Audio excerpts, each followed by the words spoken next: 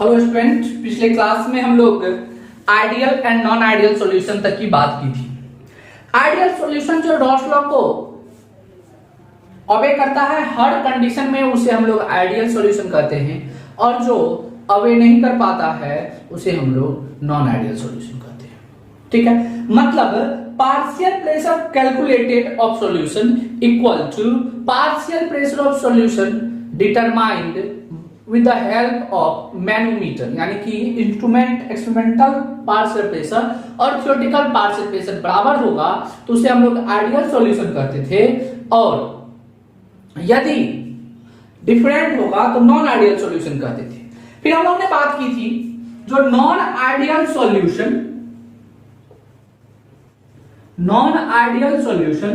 दो प्रकार के होते हैं, एक positive deviation from ideal solution और दूसरा negative deviation from ideal solution. Positive deviation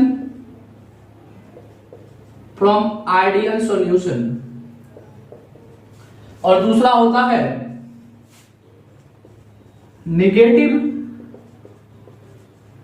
deviation from ideal solution.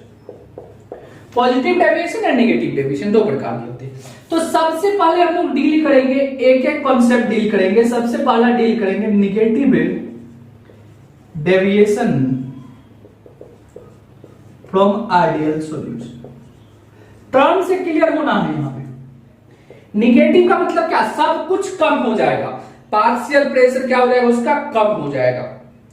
ठीक है, निगेटिव क्यों आया भाई? निगेटिव इसलिए आया होगा कि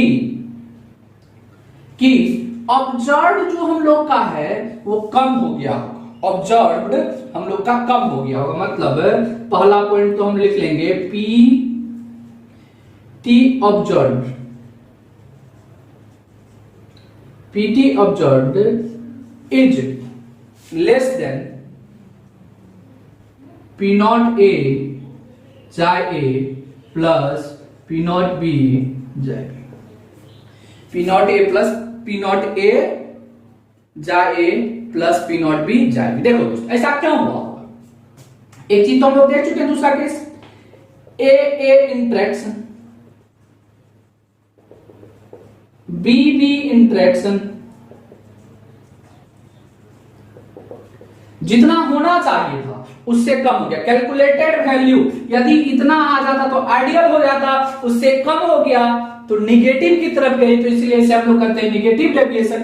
अब ऐसा क्यों हुआ? क्योंकि दोस्त यहां पे यदि ए इंटरेक्शन बी इंटरेक्शन से ज्यादा किसका इंटरेक्शन हो गया होगा? ए बी में ज्यादा इंटरेक्शन हो गया, ए बी ज्यादा स्ट्रॉन्ग बॉन्ड बन गया होगा। तो ज्यादा स्ट्रॉन्ग बॉन्ड बनने के कारण वेपर में बहुत कम जाएगा, और वेपर में यदि कम जाएगा तो पार्शियल प्रेशर कम होगी। तो ए बी इंटरेक्शन और बी इंटरेक्शन से ए बी इंटरेक्शन ज्यादा है। आई बात समझ में दोस्त? देख दोस्त, ऐसा क्यों हुआ होगा? ए इंटरेक्शन दूर तो वेपर ज्यादा बन रहा था, बी इंटरेक्शन कम तो वेपर ज्यादा बन रहा था, तो उसके हिसाब से इतना आना चाहिए था। बट यहां पे जब सॉल्यूशन बना तो ए बी इंटरेक्शन ज्यादा हो गया, मॉलिक्यूल्स के बीच में फोर्स ऑफ अट्रैक्शन ज्यादा हो गया, और मॉलिक्यूल्स के बीच में यदि फोर्स ऑफ अट्रैक्शन ज्यादा हो गया तो वेपर फॉर्म में क्या होगा? कम होगा, वेपर प्रेशर कम बनेगी, मतलब पार्शियल प्रेशर ऑफ सॉल्यूशन कम हो जाएगा। कोई तकलीफ? अब देखो दोस्त, तीसरी बात बताओ, इसमें डेल्टा वी पर क्या असर आएगी? डेल्टा वी पर क्या असर आएगा? पहले मॉलिक्यूल्स में अट्रैक्शन कम तो मॉलिक्यूल्स दूर, अब मॉलिक्यूल्स में अट्रैक्शन ज्यादा तो मॉलिक्यूल्स पास, तो मॉलिक्यूल्स पहले अब पास हो गया, पहले दूर था, मतलब जब पास है तो वॉल्यूम घटा, तो डेल्टा भी क्या होता है? फाइनल माइनस इनिशियल, पहले ज्यादा था अब कम हो गया, तो डेल्टा भी क्या होगा? निगेटिव। डेल्टा भी क्या होगा? निगेटिव। किसी को तकलीफ? देख दोस्तों, इसके बाद जो है तीसरा चौथा पॉइंट डेल्टा एच। देखो दोस्तों, अब डेल्टा एच इसमें क्या होगा, अब देखो यहां पे पहले बॉन्ड टूटा होगा, बॉन्ड वीक है तो आसानी से टूटा, तो उसमें हमको एनर्जी कम देना पड़ा, बट बॉन्ड बना स्ट्रॉन्ग, बॉन्ड जब बना स्ट्रॉन्ग तो ज्यादा एनर्जी रिलीज हो गया, तो ओवरऑल एनर्जी क्या हुआ होगा, रिलीज हुआ होगा। तो ओवरऑल एनर्जी यदि रिलीज हो गया तो एनर्जी रिलीज, यदि सिस्टम एनर्जी रिलीज करता है तो डेल्टा एच निगेटिव कहलाता है। डेल्टा एच क्या कहलाता है, निगेटिव। ठीक है, ऐसा क्यों होगा, मैं यहां पे लिख देता हूं, बॉन्ड ब्रेकिंग इन ए या बी उससे ज्यादा एनर्जी किसमें हो गया होगा,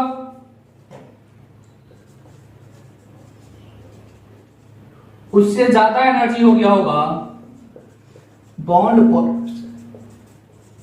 bond formation in A B, ये रिलीज हो गया।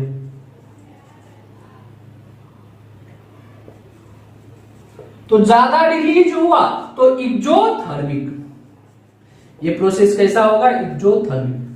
आई बात समझ में, एक बार फिर से बता दूं मैं आपको, negative deviation from ideal solution. Negative deviation from ideal solution क्या होता है, जो अब कैलकुलेटेड यानी कि जितना आना चाहिए था उतना ऑब्जर्व आया नहीं, पार्शियल प्रेशर हो गया कम। ऐसा क्यों हुआ होगा, ऐसा इसलिए हुआ होगा जब प्योर सॉल्यूट और प्योर सॉल्वेंट में यानी ए इंटरेक्शन या बी इंटरेक्शन कमजोर होगा और ए बी इंटरेक्शन स्ट्रांग हो गया होगा।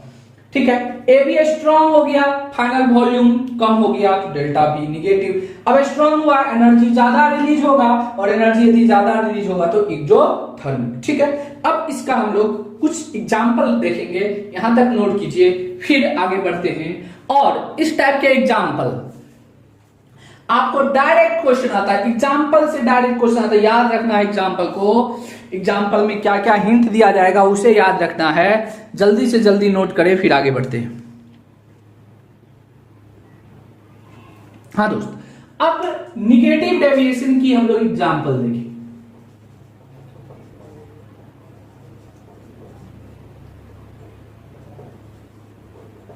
निगेटिव डेविएशन की एग्जाम्पल देखेंगे तो निगेटिव डेविएशन की एग्जाम्पल में हम लोग एक चीज देखेंगे, जो क्या होना चाहिए, सॉल्यूट और सॉल्वेंट में फोर्स ऑफ अट्रैक्शन कमजोर होना चाहिए। जब सॉल्यूट और सॉल्वेंट सॉल्यूशन बने तब फोर्स ऑफ अट्रैक्शन ज्यादा हो जाए तो उस टाइप के डेविएशन को क्या कहते हैं, निगेटिव डेविएशन। उस टाइप सॉल्यूशन क्या करता है, आइडियल सॉल्यूशन से निगेटिव डेविएट कर देता है, कम डेविएट करता है। मतलब देख लेते हैं एक एग्जांपल, बहुत खूबसूरत सा एग्जांपल है, CH3 COCH3। दूसरा लेते हैं HCCl क्लोरोफॉर्म। अब इसमें देखो दोस्त, इसमें पहले क्या होता है, weak van der Waals force of attraction. इसमें क्या होता है, weak van der Waals force of attraction कमजोर है। जब ये सॉल्यूशन में आता है, जैसे ही ये सॉल्यूशन में आएगा तो COCH3 CH3 HCCl।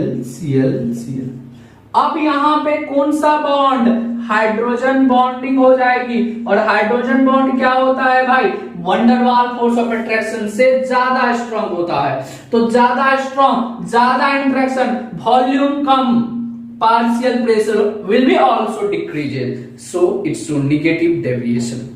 ठीक है, आगे बढ़े। या फिर हम लेते हैं क्लोरोफॉर्म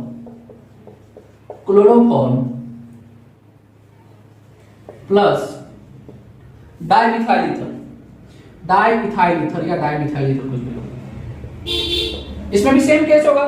या फिर कोई भी आप स्ट्रॉन्ग एसिड लोगे और वाटर के साथ जो भी सॉल्यूशन बनेगा वो क्या करेगा, निगेटिव डेविएशन शो करेगा। जैसे H2O प्लस HCl, इसमें क्या होगा, हाइड्रोजन बॉन्डिंग होगी। जैसे HNO3 प्लस H2O, ये क्या करेंगे, निगेटिव डेविएशन शो करेगा।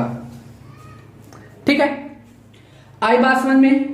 क्या देखना है निगेटिव डेविएशन के एग्जांपल में, यही देखना है पहले जो है उसमें वीक वंडरवाल वीक फोर्स हो, और जब वो सॉल्यूट और सॉल्वेंट जब कंबाइन करे तो क्या हो जाए, स्ट्रॉन्ग फोर्स ऑफ अट्रैक्शन आ जाए। यदि स्ट्रॉन्ग फोर्स ऑफ अट्रैक्शन आ गया तो क्या होगा, उसकी पार्शियल प्रेशर कम हो जाएगी, किससे, कैलकुलेटेड पार्शियल प्रेशर से, और वो सॉल्यूशन क्या कहलाएगा, निगेटिव डेविएशन कहलाता है। ठीक है, आगे तरफ प्रोसीड करते हैं, जल्दी से नोट करें फिर आगे बढ़ते हैं। हाँ दोस्तों, ये ग्राफ हम लोग पहले पढ़ चुके हैं, ये ग्राफ आइडियल सॉल्यूशन की ग्राफ होती है। अब निगेटिव डेविएशन मतलब अब हमेशा पार्शियल प्रेशर कम होगा, जैसे यहां पे मैं लिख दूं PA ऑब्जर्व कम हो जाएगा किससे, P0A जाए से, PB ऑब्जर्व कम हो जाएगा किससे, P0B जाए B से, और PT ऑब्जर्व कम हो जाएगा किससे, P0A जा A प्लस P0B जा B से। मतलब सर अब ग्राफ होना चाहिए था ऐसा, अब होगा कैसा, ये वाला, ये वाला, ये सब क्या है, negative deviation graph, negative deviation. देखो दोस्तों, होना चाहिए था पार्शियल प्रेशर इतना, बट होता नहीं है, कम हो जाता, तो इसलिए ग्राफ नीचे की तरफ झुक जाएगा। तकलीफ है किसी को, बढ़े आगे, चलिए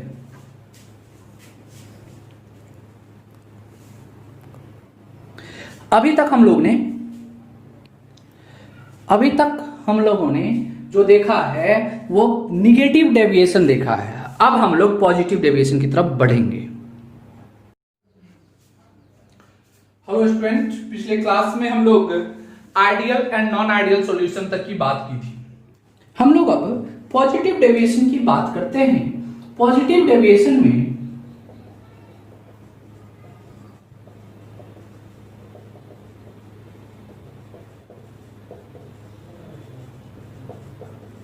एक बात बता दूं मैं आपको, पॉजिटिव डेविएशन में क्या होगा, पार्शियल प्रेशर टोटल ज्यादा हो जाएगा, यानी कि कैलकुलेटेड से ज्यादा ऑब्जर्व हो जाएगा। अब पीटी ऑब्जर्व जो होगा, ऑब्जर्व मतलब मैनोमीटर से जो आ रहा है, तो ऑब्जर्व वैल्यू ज्यादा होगा किससे, P0A जा A प्लस P0B जा B से। ठीक है, दूसरी बात, अब इसमें जो है ABAA इंटरेक्शन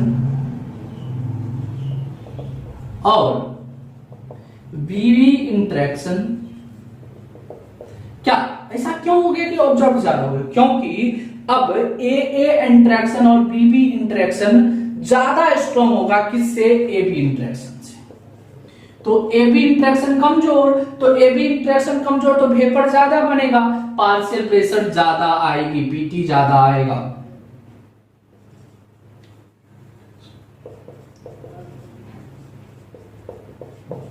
तकलीफ है किसी को यहां तक? अब डेल्टा V क्या होगा, देखो अब इंटरेक्शन कमजोर हुआ, वॉल्यूम बढ़ेगा, तो डेल्टा V क्या होगा, पॉजिटिव होगा। डेल्टा H क्या होगा, पॉजिटिव, मतलब सब कुछ पॉजिटिव। डेल्टा H अब एनर्जी कम रिलीज होगा, बट एनर्जी देना पड़ा मुझे ज्यादा, क्योंकि इंटरेक्शन मजबूत है तो देना पड़ा ज्यादा, निकला कम तो ओवरऑल देना पड़ा। और यदि जब एनर्जी देना पड़ता है तो डेल्टा H पॉजिटिव होता है, पता है हम लोग को, थर्मोडायनामिक्स में पढ़ रखा है। अब इसका एग्जांपल देखते हैं, जैसे यहां पे polar non polar, water plus CCl4, ठीक है, जैसे C6H12 और C2H5OH, ठीक है, या फिर C2H5OH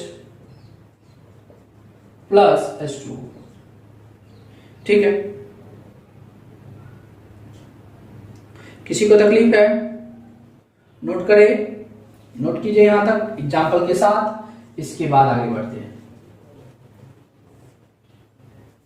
एग्जाम्पल के साथ नोट कीजिए, फिर आगे बढ़ेंगे। इसका ग्राफ भी देख लिया जाए, ग्राफ कैसा होगा।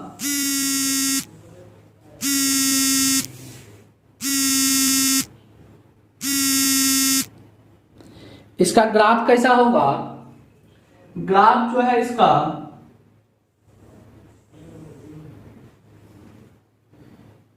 अब ये P0A है, जाय A इक्वल टू 0, जाय A B A equal to sorry जाय इक्वल टू 1, जाय A इक्वल टू 0, जाय B इक्वल टू 0 और जाय B इक्वल टू 1। यहां पर ये हो गया P0P, ये हो गया P0A, ठीक है। ये ग्राफ कुछ इस प्रकार से होंगे।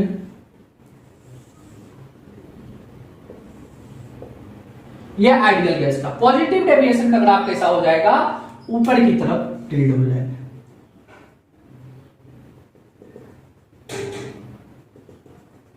ठीक है, किसी को डाउट है? आगे बढ़े, चलिए आगे की तरफ हम लोग प्रस्थान करेंगे। इसके बाद हम लोग कॉलिगेटिव प्रॉपर्टी पढ़ेंगे। कॉलिगेटिव प्रॉपर्टी फिर नेक्स्ट लेक्चर में हम लोग पढ़ेंगे, अभी फिर शाम में वो लेक्चर आएंगे। ठीक है, अभी के लिए इतना ही, फिर मिलते हैं थोड़ी देर बाद।